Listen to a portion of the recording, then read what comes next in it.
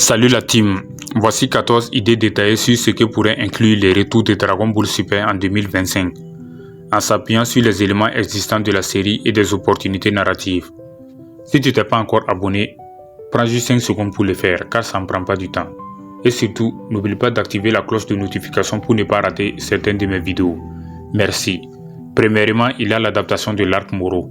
L'arc Moro est riche en action et en stratégie. Ce sorcier antique qui est capable d'absorber l'énergie des planètes et de ses adversaires offre une menace différente des ennemis classiques. Pourquoi c'est plausible?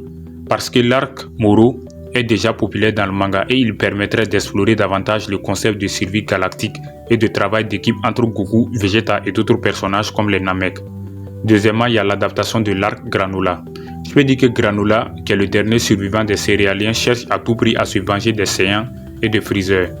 Cet arc introduit des thèmes comme la rédemption, la justice et des concepts liés au dragon divin. Pourquoi c'est important? Cet arc introduit de nouveaux personnages puissants comme Granola, Gaz et Elect et explore davantage le rôle des Saiyans dans l'univers. Troisièmement, il y a l'exploration du multivers. Je peux dire que l'arc du tournoi du pouvoir a laissé de nombreuses questions sur les autres univers. On pourrait voir les univers effacés revenir ou des guerriers inconnus de cette dimension. Pourquoi c'est captivant? Cela permettrait d'élargir l'univers de Dragon Ball Super, d'introduire de nouveaux personnages et de nouveaux ennemis. Quatrièmement, il y a le retour de Cell ou sa nouvelle version. Je peux dire qu'après la résurrection de Freezer de Dragon Ball Super, une nouvelle version de Cell pourrait émerger grâce à des scientifiques comme le Dr Edo. Pourquoi Cell? Son potentiel d'évolution infinie pourrait le rendre encore plus menaçant qu'avant. Cinquièmement, il y a un arc centré sur Vegeta. Je peux dire que Vegeta a été en pleine évolution dans Dragon Ball Super, notamment avec l'apprentissage de la technique de la destruction qu'est le Hakai. Un arc pourrait se concentrer sur lui, le rendant temporairement le protagonisme. Pourquoi c'est mérité? Parce que Vegeta est l'un des personnages préférés des fans et un arc dédié renforcerait son développement. Sixièmement, il y a le retour de Zamasu et du Goku Black Multivers.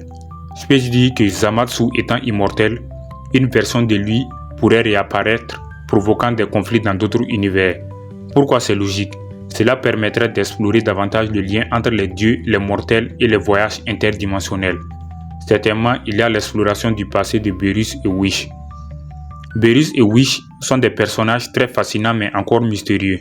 Un arc pourrait explorer leur passé ou leur relation avec Zeno et d'autres dieux de la destruction. Pourquoi c'est très crucial? Parce que cela ajouterait de la profondeur à ces personnages et clarifierait leur rôle dans l'équilibre cosmique. Huitièmement, il y a le nouveau tournoi multivers. Je peux dire que Zeno pourrait organiser un nouveau tournoi impliquant des univers supprimés ou des dimensions cachées. Ce tournoi pourrait inclure des enjeux encore plus importants, comme la survie de plusieurs timelines. Pourquoi un autre tournoi? Je peux dire que les tournois sont une tradition dans Dragon Ball et cela permet de mélanger stratégie, action et personnages variés. Neuvièmement, il y a Goten et Trunks à l'honneur. Je peux dire que Goten et Trunks, souvent négligés dans Dragon Ball Super, pourraient jouer un rôle central dans un arc où ils doivent affronter un ennemi à leur niveau. Pourquoi c'est très intéressant? Parce que cela donnerait une chance à la nouvelle génération de briller tout en introduisant des thèmes comme l'héritage des Saiyans. Dixièmement, il y a Black Freezer comme antagonisme principal. Je peux dire que dans le manga, Freezer atteint une nouvelle transformation appelée Black Freezer, le rendant largement supérieur à Goku et Vegeta. Il pourrait devenir l'antagonisme principal d'un nouvel arc. Pourquoi Black Freezer? Parce que c'est un ennemi emblématique et sa nouvelle puissance relance la rivalité historique. Onzièmement, il y a une nouvelle saga sur les anges déchus. Je peux dire que les anges suivent des règles strictes et un ange corrompu ou rebelle pourrait devenir une grande menace. Cela offrirait une exploration plus profonde des lois divines. Pourquoi c'est captivant? Parce que cela créerait une dynamique entre Whis, les dieux de la destruction, et les Saiyans. Douzièmement, il y a la crise temporelle avec Trunks du futur. Un nouvel ennemi pourrait manipuler les timelines, forçant Trunks du futur à collaborer à nouveau avec Goku et Vegeta. Pourquoi Trunks? Parce que c'est un personnage adoré et les arcs temporels ajoutent toujours de l'intensité à l'histoire. Treizièmement, il y a l'exploration des autres planètes Saiyan.